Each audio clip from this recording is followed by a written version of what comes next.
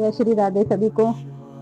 मैं अंजलि अपने शर्मास ब्लॉग में आप सभी का स्वागत करती हूँ। और मैं आज से, क्योंकि अंधेर खत्म हो गया, रात से चांदन शुरू हो गई है, तो आज से मैं श्री वाल्मीकि द्वारा रचित रामचरितमानस का पाठ शुरू करने जा रही हूँ। तो इसका मैं 1 महीने का संकल्प लूंगी। इस रामचरितमानस को हम 1 महीने में समाप्त करेंगे। तो आप सब मेरे साथ जुड़े रहना और मैं आप लोगों को यहाँ पर रामचरित का सारा प्रसंग सुनाऊंगी, जो कि हिंदी में है, जो आसानी से आप लोगों के समझ में आएगा। तो आप लोग सोचते होंगे कि रामचरितमानस का पाठ घर में करने से क्या फायदा होता है। तो आज मैं आप लोगों को बता रही हूँ कि श्री रामचरितमानस का पाठ और सुनने और पढ़ने से क्या लाभ होता है। तो जिस घर में प्रतिदिन रामायण का पाठ होता है, उस घर में भगवान शिव, श्री राम जी, सीता जी, श्री हनुमान जी, शनिदेव, नवग्रह, 33 कोटि के देवी देवताओं की कृपा रहती है। कोई गरीब परिवार अगर रामचरितमानस का पाठ अपने घर में करता है तो उसके घर में कभी दरिद्रता नहीं आती है। और जिसके घर में रामचरितमानस का पाठ होता है, उसके घर में भूत प्रेत पिशाच प्रवेश नहीं करते हैं। वह घर सुख शांति समृद्धि अन्न धन से भरा रहता है। जिस घर में रामचरितमानस का पाठ होता है, माँ लक्ष्मी सदैव वहाँ कृपा बनी रहती है। रामचरितमानस की एक एक चौपाई लाखों मंत्रों के समान है। तो सभी को रामचरितमानस का पाठ अपने घर में करना चाहिए। तो जिसको जैसे सुविधा लगती है उस हिसाब से करना चाहिए। मेरी सुविधा लगती है, मुझे शाम को समय मिलता है, तो इसलिए मैं अब रोज शाम को ये अध्याय शुरू करूंगी और मैं अपना जो आधा घंटा है वो समय ईश्वर के नाम समर्पित करूंगी। और मैं ये चाहती हूँ हर आधे घंटे के लिए आप ही अपना समय ईश्वर को समर्पित करें और मेरे साथ जुड़े रहें। तो मैं ये वीडियो आपको रोज भेजूंगी। रोज मैं रामचरित का अध्याय का कुछ कर हम लोग पढ़ेंगे कुछ, और वीडियो मैं रोज डालूंगी। और मेरी वीडियो रोज सुबह 8 बजे आप लोगों तक पहुंच जाएगी। तो आप लोग मेरा सहयोग बढ़ाएं, मेरे चैनल को सब्सक्राइब करें, हमेशा जुड़े रहें। तो फिर सबसे पहले हम पढ़ते हैं कि रामायण पढ़ने के नियम क्या होते हैं। तो इसमें नियम 3 तरह के होते हैं। कोई तो 1 दिन में ही संपूर्ण कर लेता है रामचरितमानस को, एक दिन का संकल्प लेते हैं। कोई 9 दिन का संकल्प लेते हैं कि वो 9 दिन में रामचरितमानस को संपूर्ण करेंगे। कोई 1 महीने का संकल्प लेते हैं। जो 1 महीने का संकल्प लेते हैं तो उनके घर में जो भी कष्ट, जो भी अशांति फैली होती है, वो 1 महीने में वो सारी चीजें खत्म हो जाती है, धन धान्य की, और रामचंद्र जी की कृपा प्राप्त होती है। सुख शांति उनके घर में प्रेम बना रहता है, भाई बहनों के साथ उनके रिश्ते मजबूत होते हैं।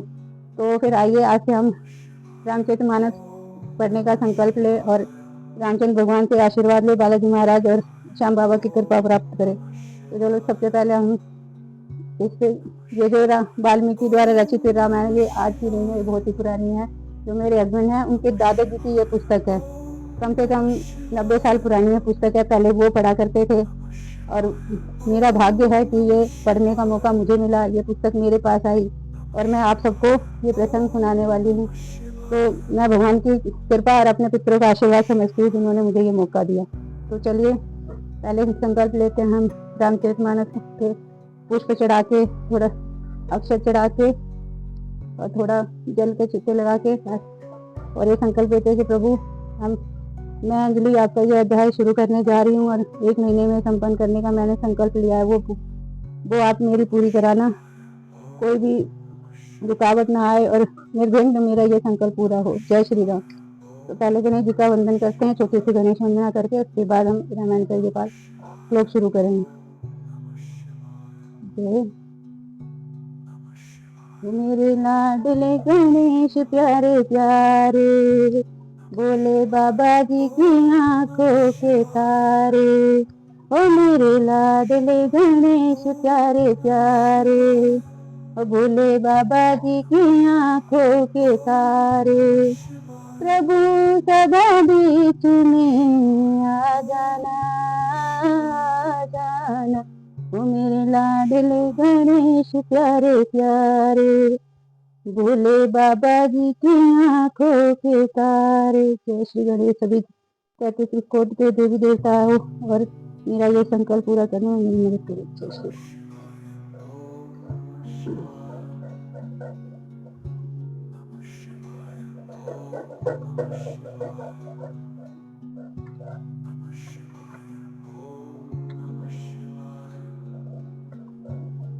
तो श्री गणेशाय नमः। वाल्मीकि जी द्वारा रचित रामायण भाषा प्रथम बालकांड का पहला सर्ग। श्री वाल्मीकि जी के प्रश्न देव ऋषि नारद जी द्वारा मूल रामायण वर्णन।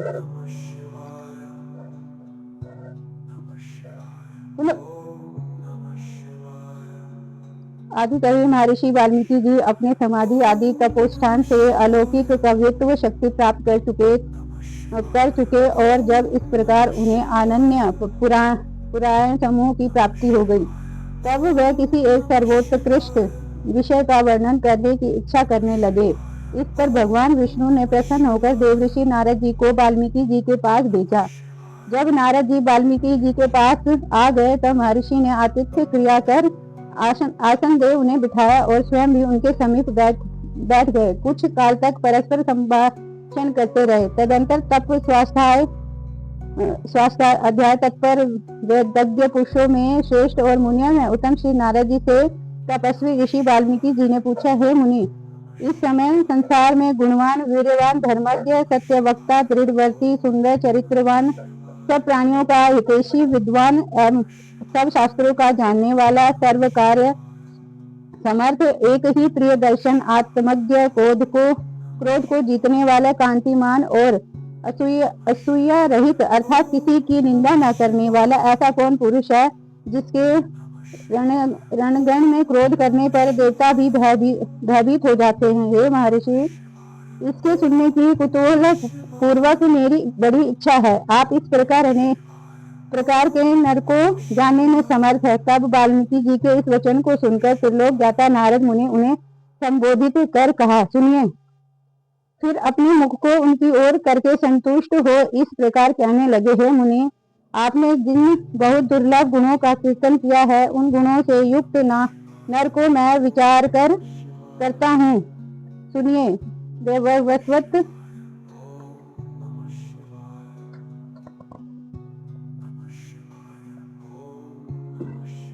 मनु के वंश में इक्ष्वाकु वंश में उत्पन्न हुए एक ऐसे पुरुष है जो जनों में राम नाम से विख्यात है। वे नियतमा, महावीर, धृतिमान, वशी, सबके स्वामी या जितेंद्र, बुद्धिमान, नीतिमान अर्थात मर्यादा का पालन करने वाले, सुंदर वक्ता, श्रीमान, शत्रुहंता, उन्नत स्कंध वाले, महाबाहु, कुंभग्रीव, महाहनु और सुंदर ऊंची ठोडी वाले हैं, जो विशाल वक्षस्थल वाले और विशाल धनुषधारी हैं, जिनके गले के नीचे की दोनों हस्तलियां मांस से छिपी हुई है, जो शत्रु के दमन करता, आजानुभुज, सुंदर शिर, ललाट शोभित और गज गति वाले हैं। वे शरीर से समतुल्य, एकाकर, पृथक अंग वाले, स्निग्ध देह के चिकने रंग वाले, मासक्त वक्ष स्थल वाले, विशाल नेत्र, लक्ष्मीवान और शुभ लक्षण संयुक्त है। वह धर्मज्ञ, प्रजापालन आदि धर्म के ज्ञाता, सत्संग, सत्य प्रतिज्ञ, प्रजाओं के हित तत्पर, श्रेष्ठ कीर्ति वाले, ज्ञान संपन्न, सबको पवित्र करने वाले, स्वयं पवित्र, जितेंद्रिय और मन को एकाग्र रखने वाले हैं, जो प्रजापति ब्रह्मा के समान श्रीमान, सर्वपोषक, शत्रुहंता और प्राणी मात्र के रक्षक तथा धर्म के रक्षक है। शरणागत रक्षक स्वरूप, स्वयं धर्म पालक तथा जो स्वजनों के रक्षक, वेदांत के ज्ञाता और धनुर्वेद में एकमात्र निष्ठा वाले हैं, जो सर्वस्व शास्त्र तत्व वेता, सर्वदा कीर्तिमान, प्रतिभाशाली, सर्वलोकप्रिय साधु और जो सब विषयों के विलक्षण विद्वान है, जिन्हें जैसे नदियों में समुद्र श्रेष्ठ है, वैसे ही मित्रों के विषय में वे सर्वथा सत्य पुरुषों से परिवारित आर्य अर्थात सर्वश्रेष्ठ और सब शत्रुओं और मित्रों के विषय में समान और सर्वदा एक ही प्रिय दर्शन है। इस प्रकार वह सर्वगुण संपन्न, कौशल्या नंदन, वर्धन, गंभीरता में समुद्र के समान और धैर्य में हिमाचल के समान है। वह विष्णु के समान बलवान, चंद्रमा के समान प्रिय दर्शन, क्रोध में कालिंग और पृथ्वी के समान क्षमाशील है। उनका त्याग कुबेर के समान है और सत्य भाषण में साक्षात धर्म के समान स्थित है। ऐसे वे सर्वगुण संपन्न तथा सत्व पराक्रमी श्री राम है। इस प्रकार श्रेष्ठ गुणों से युक्त, प्रजा के हित में तत्पर और सब पुत्रों में ज्येष्ठ पुत्र, प्रिय पुत्र रामचंद्र का राजा दशरथ ने प्रजा वर्ग का हित करने की इच्छा से प्रेमवश युवराज पद युक्त करने की इच्छा की। तब उन रामचंद्र के राज्याभिषेक की तैयारी देख महामती दशरथी भार्या कैकेयी ने अपने पूर्व पाए हुए वरों को राजा से मांगा, जिसमें राम को वनवास और भरत को राज्य मांगा। राजा दशरथ ने सत्य वचन के धर्म पाश में बंधकर प्रिय पुत्र राम को वनवास दे दिया।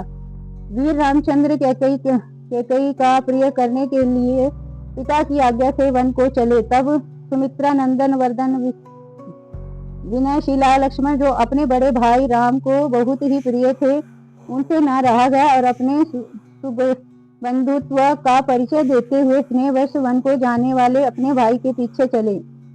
फिर जनक के कुल में उत्पन्न सीता भी, जो अपनेर हुई देव माया की भांति सुंदरी है, सर्व लक्षण संपन्न है, नारियों में उत्तम वधु और राम की प्रिय भार्या, नित्य प्राण तुल्य हितकारिणी और नित्य राम के प्राण रक्षक में सावधान रहा करती थी, रामचंद्र के पीछे चली। जैसे चंद्रमा के पीछे रोहिणी चलती है, समस्त पूर्ववासी जन तथा राजा दशरथ बहुत दूर तक उनके पीछे पीछे गए। फिर शृंगवेरपुर में अपने प्रिय निषादराज गो के पास पहुंचकर धर्मात्मा श्री रामचंद्र ने सुत को विदा कर दिया।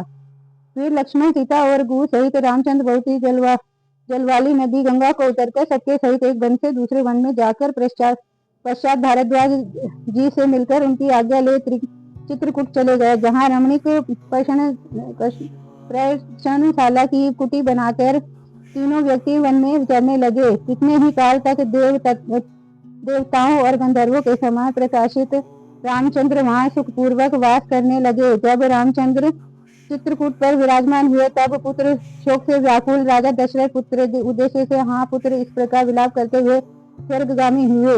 उनके स्वर्गगमन के पश्चात वशिष्ठ आदि ब्राह्मणों के द्वारा राज्य के लिए नियुक्त किए जाने पर भी महाबली भरत ने राज्य की इच्छा न की और रामचंद्र के चरण सेवक बने। वे वीर राम की प्रसन्नता के लिए वन में उनके पास पहुंचे। वन में जाकर भरत ने पूज्य पुरुषों की मर्यादा को आगे किया और आर्या भाव से सत्यपराक्रमी रामचंद्र के समीप जा अपने इष्ट मनोरथ की याचना की तथा रामचंद्र ने यह कहा कि हे धर्मज्ञ राजा, तो आप ही हैं और ऐसे हैं कि सुमुख परमोदार और बड़े ही यशस्वी, परंतु महाबली रामचंद्र ने पिता के आदेश के आगे राज्य की इच्छा न की और राजार्थ अपनी प्रतिनिधि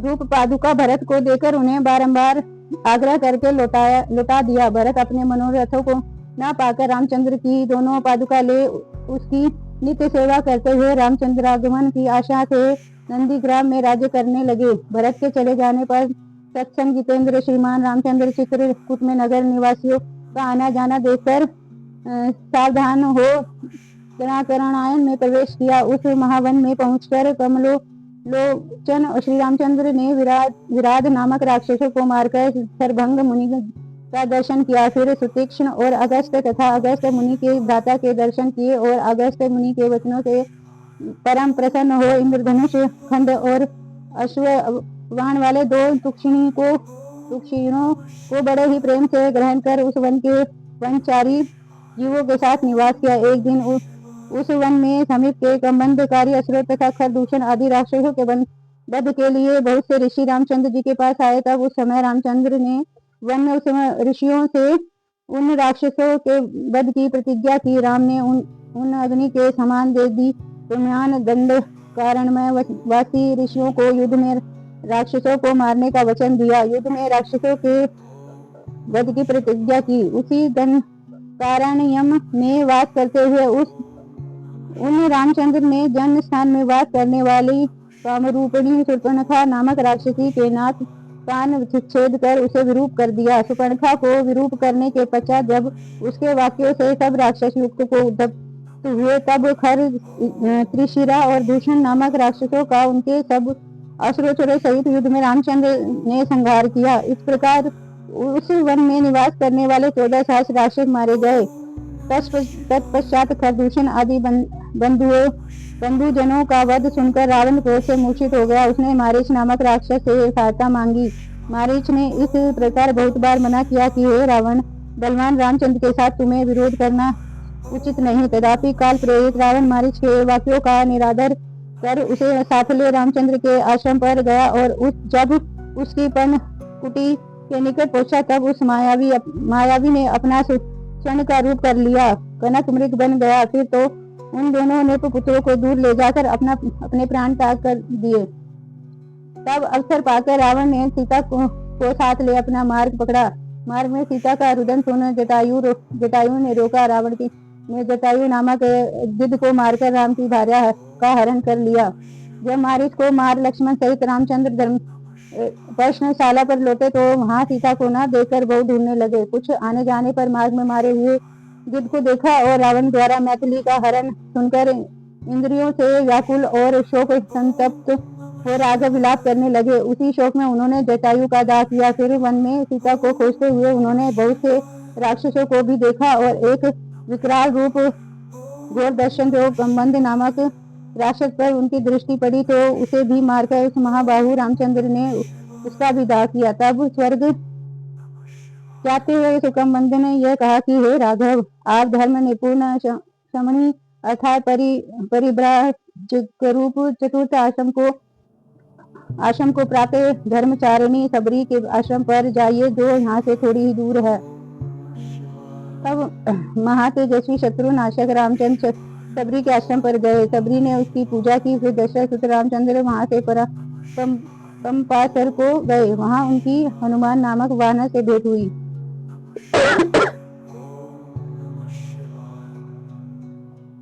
रामचंद्र के उस वृतांत को सुनकर सुग्रीव ने अग्नि को साक्षी कर प्रसन्न हो राम से मैत्री की। तदंतर दुखित हो वानरराज सुग्रीव ने स्नेह पूर्वक बाली विरोध का संपूर्ण अनुकथन रामचंद्र से निवेदन किया। राम ने बाली वध की प्रतिज्ञा की। तब सुग्रीव ने बाली के बल का वर्णन किया क्योंकि उसे राम के बल के विषय में नित्य शंका थी। उसने राम की परीक्षा के लिए दुंदुभि दैत्य का पर्वत का शरीर दिखाया। उसे देखकर महाबाहु अमित बलि राम ने यह कितना है ऐसा निरादर कर बाएं पैर के अंगूठे की ठोकर से उसके सारे शरीर के ढेर को 10 योजन पर फेंक दिया। फिर उसी समय विश्वासोत्पत्ति के लिए उन्होंने एक ही बाण से 7 ताल वृक्षों और उनके समीपवर्ती पर्वत और रसातल को भेद दिया। राम के इस कार्य से महाकपि सुग्रीव मन ही मन प्रसन्न हुए और उन्हें राम पर विश्वास हो गया। फिर प्रसन्नचित महाकपि सुग्रीव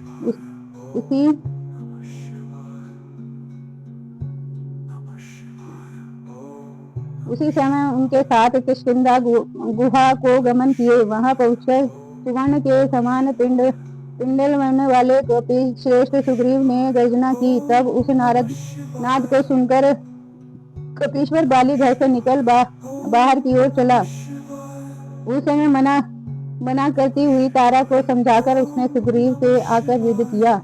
उस युद्ध में राघव ने एक ही बाण से बाली को मार दिया। बाली को मार रामचंद्र ने उसके राज्य पर सुग्रीव को बिठाया। तब वानरों में श्रेष्ठ सुग्रीव ने जनका मजाकी खोज करने के लिए वानरों को बुलाकर उन्हें ढूंढने के लिए भेजा। हनुमान संपाति नामक गिद्ध के वचन से 100 योजन विस्तृत खारे समुद्र को लांघ गए। उन्होंने रावण पालित लंकापुरी में पहुंचकर अशोक वाटिका में बैठी सीता को देखा जो रामचंद्र का ही ध्यान कर रही थी। हनुमान ने रामचंद्र के अंगूठी रूप चिन्ह को निवेदन कर तथा रामचंद्र की कुशल वार्ता आदि कहकर वैदेही को समाधान किया था। सब प्रकार से धैर्य दिया और अशोक वाटिका के वहीं द्वार को चूर्ण कर डाला। फिर 5 प्रधान सेनापतियों और 7 मंत्री पुत्रों को मारकर शूद्र अक्षय कुमार नामक रावण के पुत्र को भी चूर्ण कर इंद्रजीत के चलाए ब्रह्मास्त्र से बंधकों को प्राप्त हुए। यद्यपि वे प्रयत्न के ब्रह्मास्त्र से मुक्त थे तथापि ब्रह्मा के वरदान से उन्हें जानकर भी अपने को बंधायमन हुए और राक्षसों द्वारा इधर उधर खींचते हुए भी वीर हनुमान शान उनकी यंत्र यातनाओं को सहन कर रहे थे। फिर तो एक मिथिला राजसुता सीता के स्थान को छोड़कर महावीर ने संपूर्ण पुरी को जला दिया और रामचंद्र जी से सीता दर्शन रूप प्रिय व्याख्यान कहने के लिए लौट आए। अमित बुद्धिशाली वीर हनुमान ने वहां जाकर रामचंद्र की प्रदक्षिणा कर सम्मुख स्थित हो यह सत्य समाचार निवेदन किया कि हे भगवान, मैंने सीता देखी। तत्पश्चात भगवान राम सुग्रीव के साथ महोदकी समुद्र के तट पर गए और उन्होंने अपने सूर्य के समान प्रकाशित बाणों से समुद्र को शुद्ध कर दिया। तब नदियों का स्वामी समुद्र अपना रूप धारण कर उनके सामने आया। समुद्र के वचन से राम ने वानर नल के द्वारा सेतु की रचना कराई और उसी सेतु रूप मार्ग से लंकापुरी में जाकर युद्ध में रावण को मारा। सीता को पाकर फिर रामचंद्र को बड़ी लज्जा हुई। तदंतर राम भरी सभा में उस पतिव्रता सीता से मर्मत भेदी वचन कहने लगे। तब इस बात को न सहन कर सती सीता ने अग्नि में प्रवेश किया। पश्चात अग्नि के वचन से उन्होंने सीता को दोष रहित जाना। महात्मा राघव के इस महान कर्म से देव ऋषि गणों सहित चराचर संपूर्ण त्रिलोक संतुष्ट हो गए। फिर लंका के राज्य पर विभीषण को अभिषिक्त कर रामचंद्र कृत और शोक रहित हो गए। सब देवताओं से वर पाया। फिर रामचंद्र संग्राम में मरे हुए वानरों को सम्यक प्रकारेण जिलाकर विभीषण आदि सुहृदों सहित पुष्पक विमान में बैठ अयोध्या के लिए प्रस्थित हुए। मार्ग में भारद्वाज मुनि का आश्रम आया। वहां पहुंचकर सत्य पराक्रमी रामचंद्र ने भरत जी के पास हनुमान को भेजा। फिर सुग्रीव सहित आख्या आदि का कहते हुए वे पुष्पक विमान में नंदीग्राम को चले। नंदीग्राम में पहुंच माताओं सहित रामचंद्र ने जटा त्याग दी और सीता सहित फिर राज्यों में स्थित हुए। सारे लोक में आनंद छा गया। लोग प्रसन्न, सुखी, संतुष्ट, पुष्प सुंदर धर्माचरण करने वाले, शरीर रोग रहित, आरोग्य अर्थात मानसिक व्यथा रहित और दुर्भिन्न भय रहित हो गए। जिसका यह भविष्य हुआ कि राम राज्य में कोई पुरुष पुत्र मृत्यु न देखेगा और स्त्रियां भी सदा सुहागिन और पतिव्रता होगी। न अग्नि का भय होगा, न जीव जल में डूबेंगे, न वायुजन्य भय होगा, न ज्वर का, न क्षुधा का, न चोर का। सभी नगर और राष्ट्र धन धान से युक्त होंगे। सतयुग की भांति सभी प्रसन्न रहेंगे। महायशस्वी श्री राम जी बहुत सी दक्षिणा वाले सैकड़ों अश्वमेध यज्ञ करेंगे। यज्ञ पुरुष का भजन करते हुए 10,000 करोड़ गोव्यों तथा असंख्य धन ब्राह्मणों को देंगे। सैकड़ों राजवंशों की स्थापना करेंगे। लोक में चारों वर्णों को अपने अपने धर्म में लगाएंगे। फिर 11,000 वर्ष तक राज्य करके रामचंद्र ब्रह्मलोक को प्रस्थान करेंगे। यह रामचरित्र वेदों के समान पवित्र, पापनाशक और सुखदायक है। जो पुरुष इसका पाठ करेगा वह सब पापों से मुक्त हो जाएगा। इस आयु कारक रामायण रूप आख्यानों को पढ़ता हुआ मनुष्य पुत्र पौत्र आदि बंधु भृतगणों सहित सर्वदा सुखी रहेगा। परलोक गमन पर स्वर्ग सुखों को प्राप्त होगा। यदि ब्राह्मण इस संक्षिप्त रामायण का पाठ करता है तो वह वाणी की श्रेष्ठता को प्राप्त होगा। क्षत्रिय भूमिपति होगा। वैश्य अपने व्यवहारवृत्ति से लाभ प्राप्त करता है और शूद्र महत्व को प्राप्त करता है। श्री वाल्मीकि रामायण भाषा का प्रथम बालकांड का पहला सर्ग समाप्त हुआ। जय श्री राम।